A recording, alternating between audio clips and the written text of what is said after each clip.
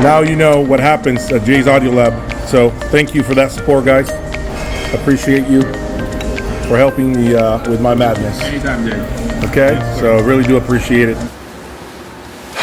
Welcome back, everybody. It is, what time is it right now? 1:27. Way past my bedtime. 1:27 in the morning. We have been listening to music since Mike from Suncoast Audio left at around 5-ish in the afternoon. So we picked up at around 6-ish. We did a couple of things here in the room, and we are listening to some other components that you have not seen yet. But anyway, the point of this video is to get their feedback, their input on what they heard in here. You heard Mike talking about what preamplifier he preferred. Okay, so for me, I mean, I don't care about price. I would take the McIntosh all day long. I thought it sounded more dimensional, more musical, had more body, more texture, more tonality than the other preamps that we were listening to. He preferred the 11,000 McIntosh preamplifier, which I do agree. It sounded really good and engaging. Okay. Now, there is a preamplifier that you guys know nothing about yet, so the name will not be given. But we should say that Mike and his friend Buddy, who was here, they all preferred the C1100 with the Apex, as opposed to the other line stage that's here, or even the DAC Direct, for lack of for added context. Okay. Now, Mike leaves, they walk into the room, they have been listening for hours on end, so I let them hear the C1100 right out of the gate because that's the last thing Mike heard, and then after that we switched over to the preamplifier that you guys don't know about.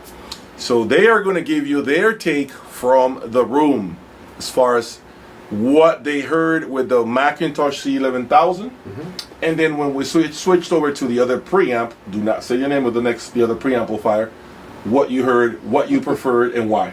All right, so what do you like about the C1100 McIntosh? The C1100, I agree, it's a very good sounding preamp. Yeah. It's very easy to listen. It has great resolution, which surprised me. But in the end, I think it tends to, it's like some kind of filter. It's a makes filter. Like everything sound nice. Okay. But it's I think it's a component for people who, just want to listen to music for long stretches of time. Okay. That's a component that will get you there. As soon as we switch to the other one, To the other preamp. Hey, and I say this, I'm a fan of tubes. Okay. Yeah. Personally, in my system, Right. I use a tube preamp. Right. So I think that I lean towards that the romantic side, the musicality of tubes. But when we switch to the other preamp, which is a solid state, it's just the raw sound just comes through. Okay. It's like completely unfiltered. Okay. You listen to whatever's in the track, and I found that very, very appealing. Okay. Because the instruments just sound more real. Okay, you might get a more intense splash for a cymbal, or the horns just jump out at startle you. But that's the way instruments are in real life. So I really like the solid state. The solid state preamplifier. Yeah. It's interesting what you're saying because we were having dinner and he said to me that a real instrument like a trumpet, right, or a violin or whatever it is, when you're playing it and it's in front of you, real and live, and you're, let's say, within proximity of the instrument, right? Mm-hmm. He's saying over the long haul, it's going to fatigue you, right? Because it's got this dynamic contrast you know, how a trumpet can go from quiet to super loud, right? That startles you. He was explaining to me how he feels like just sit in front of a trumpet and let somebody blast it in front of you. How long can you handle that for? And that's a real instrument in front of you. So he's saying that the second preamplifier presents that to you in a better way. It doesn't smooth things over. Right. It doesn't homogenize the presentation to allow you to listen for longer. And so he prefers what's real, what's behind the curtain, and so he liked, right? Yeah. Preamplifier number 2, the solid state. Yes. What about you, Carlos? What's your take? Kind of the same thing. I also come from tubes, and you know that. I used to have Rogue Audio. Rogue Audio. Rogue Audio. They're from Pennsylvania. No, they are from Colorado, I think, right? No. No, Rogue is Pennsylvania, I think. Pennsylvania? Rogue? Yeah. Okay. Yeah, I used to have the preamp, the monoblocks, and like Louis. I met Louis because of Rogue Audio. Yeah. 7-8 years ago, yes. And before that, I had Cain tube integrated, and I love the sound. But when I heard here the Griffin amplifier, it was awesome. So, which is the one that you have right now? Which is the one I have right now that I convert into solid state. And now the second preamplifier that you have, it's like Louis says. I mean, it presents you everything. The way the music gets to you, and it makes you feel, it changes everything. I will say that for me, what I find appealing about the 11,000 McIntosh is how it invites you to listen, how it takes you out to dance, takes you out on the dance floor, and makes you forget about whatever stress you may have around your life, right? Because it kind of shuts off the analytical thinking when you're listening to music. It kind of just turns those switches off, because you know it's not the master of nuance and high definition, and it's not the master of extracting the tiniest details that the other solid state preamplifier is capable of doing. So once you accept that mentally, you're not looking for that no more. You kind of just sit there and you have a blast. We played Led Zeppelin, we played all kinds of rock, and it was pretty comfortable, even at loud volume levels. It was absolutely comfortable. So with the solid state, in turn, for me, what I feel the solid state gave was more speed. Presentation sounded faster. There was more dynamics, easily, clearly marked. And the biggest thing for me was the grip that it put on the apex. The bass control of the apex is enhanced tremendously. That control that it grabs those woofers from the Chronosonic and it just mangles them, and it does what it needs to do. The dynamic contrasts were worlds apart. Yeah. Right. Now, that doesn't mean that it did not have any bass with the C1100. You still have bass, but you can tell that it's a different texture. You can tell it's a different bass. It's not, there are, by the way, and I believe in this too, there are different types of bass.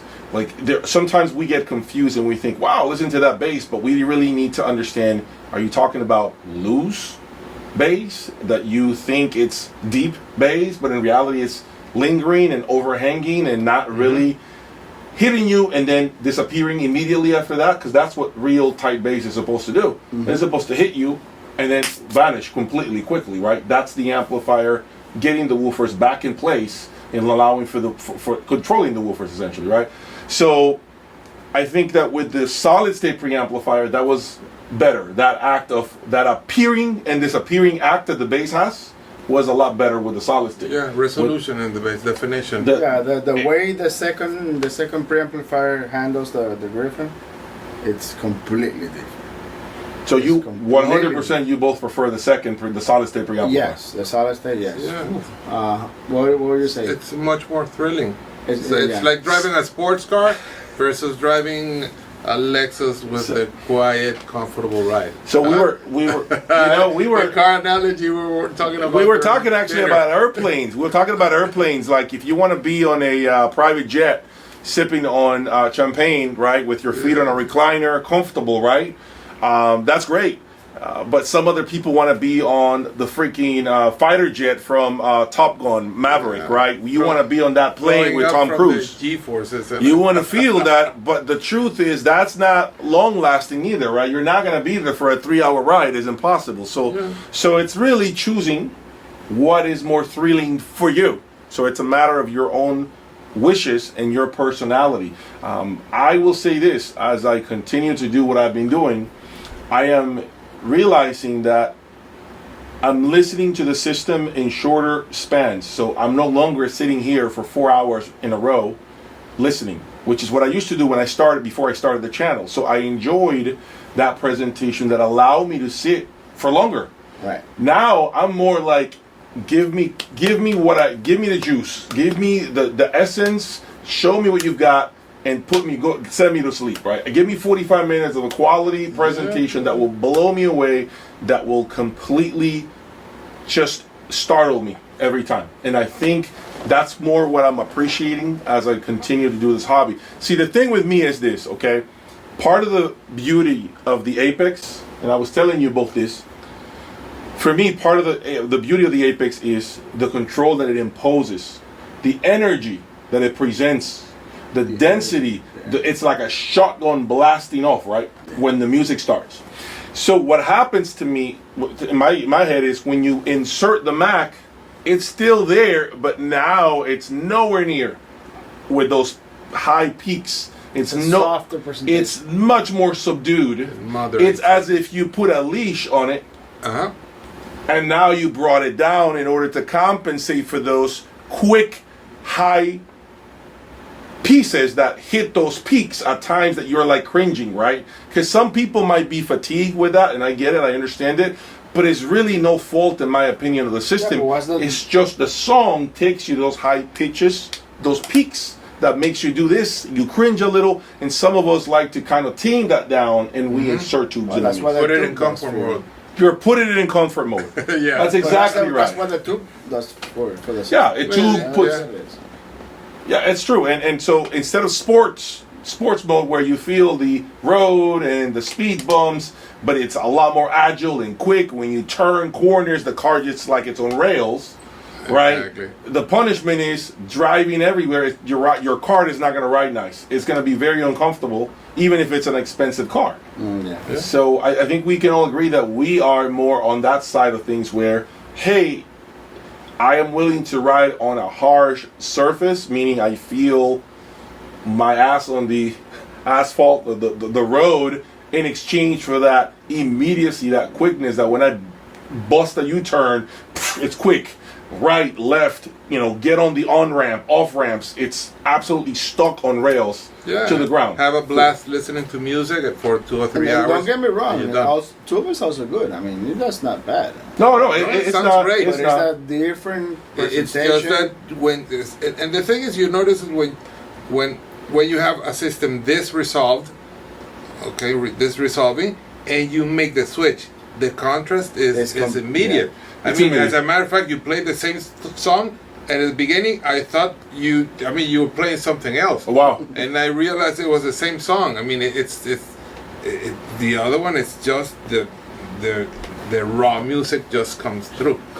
That was my impression, anyway. Yeah, no, and I feel like when you go to super amplifier, as I call it, like the Apex, you're paying for that blast off. You're paying for that rocket. You're paying for that. That's the main thrilling part about the amp. Supposed to do. Right, but when you're kind of handicapping the amplifier of doing that by controlling those dynamic swings, inserting tubes, for me, it's kind of like you're undoing what you paid for to begin with. Yeah.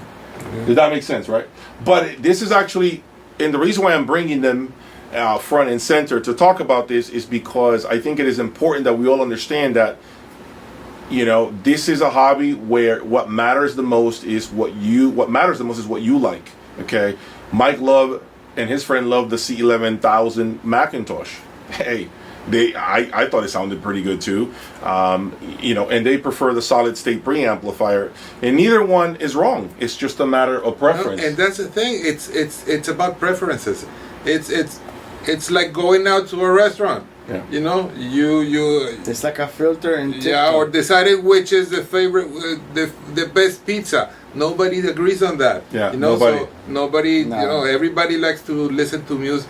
Everybody likes a certain kind of music. Yeah. You know. Yeah. And that certain music, you know, people like to listen to it different ways. Yeah, yeah. You know. Yeah. And that's the way. Put it this way. The truth is, it's a pleasure being able to listen to all these components and listen to the difference. And yeah, we're having fun. I mean, it's Having fun. 1:30 in the morning. 1:30 in the morning. Yeah, and we're still And by the way, listening to music and Yeah. talking about it. But we'll put it this way: it's like putting a filter on TikTok or on Instagram. It depends how you like it. Some people like dark. Some people like the Colorful, clear, a lot of colorful. contrast. That's how music it is. yeah, the music is Yeah. How do you like your steak? How do you like well the done steak? raw, Well done, medium, raw. You like it with a sauce. You like it rare, with well, salt yeah. and pepper. And also depends how you feel that day. Also, that's a Yeah, I agree with that. The mood has a lot to do The with it. mood has a lot The mood to has do. a lot to do with it. Some day you wake up and you want to listen to Yeah, tubes and yeah, no you wanna doubt. listen to tubes. You know, at the end of the day, none of this hobby, in my opinion, makes sense if we can't share it with others. So I've had a wonderful evening with them, with Mike from Son Costadio, his friend, or my friend too, Buddy, and Oz, who left just now. He was tired, and so it has been a great day. I had the pleasure and the blessing to be able to share my system for the last 12 hours straight from 2 p.m. We started at 2 p.m. and it's close to 2 a.m. So for me, this is what the hobby is about. Why spend this kind of money if you can't share with others? Now, yeah, what sucks is, of course, they leave and I get back to, I get on the horse and continue to ride solo. I'm alone, and listen to my system. Listen to my system critically, critically. Yes, I'll say it. But there is an evolution path. As an audiophile, I feel like as you grow older, your preferences begin to change. I could say to you that if you had asked me the same question about what preamplifier I would select 5 years ago, I probably would have said the C1100 McIntosh. But I think as I have been doing this at a high level, to me, it's harder to get those dynamic contrasts. Based on my own experience, it's much harder to get those swings, those dynamics, that realism, than it is to get something to sound just good all the time. Because typically all you do is throw tubes in the mix, and you get pretty good results for the most part with a preamplifier that's tubes and a solid state amp. But the rest, that's what I'm after, the qualities that I'm after, which is neutrality, transparency, quickness, speed, dynamics, impact. To me, that is so hard to get right. It is hard and expensive to get right. Yeah. So when I find it, I want to sit there. I want to sit at arm's length with it, because I know that it's taking me so many trials and errors to get there. So yeah, I have changed my taste. I have changed what I desire for my, what is it that I want my system to do.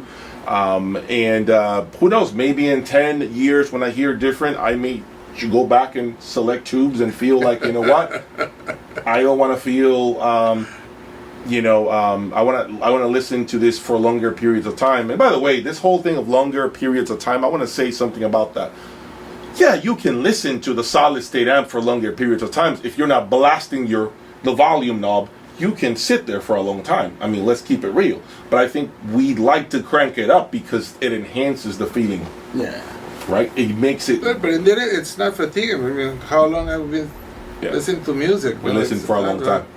So anyway, there you have it. You might end up with horns and single-ended triodes. Who knows? Yeah, I keep hearing about that. Horns and single-ended triodes. I keep hearing about that. Yeah. But at the end of the day, all that matters is what you all like, what you like for your system to do.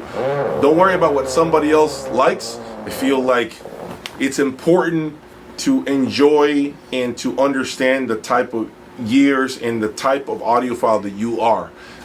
I do this for fun. I share all these presentations with them for fun. And actually, to be honest, it's very interesting to take notes and hear everyone who's been here on my channel lately, I've had a rotation of people here.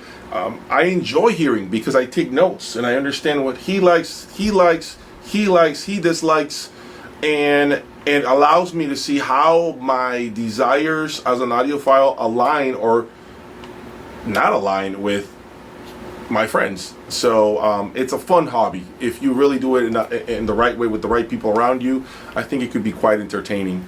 So thank you guys again for being here with me for the last 7-8 hours. Always fun. It was amazing, and there will be more to see in the future for sure, as always. And so stay tuned because we got to test a major component that is not the DAC. It is not the preamplifier. It's another component that you hopefully will see maybe at the end of September, in about 30 days.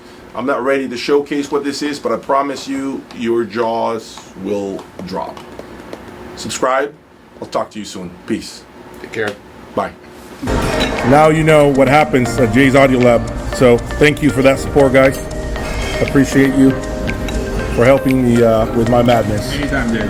Okay? So I really do appreciate it. Yeah, you know that you had a support.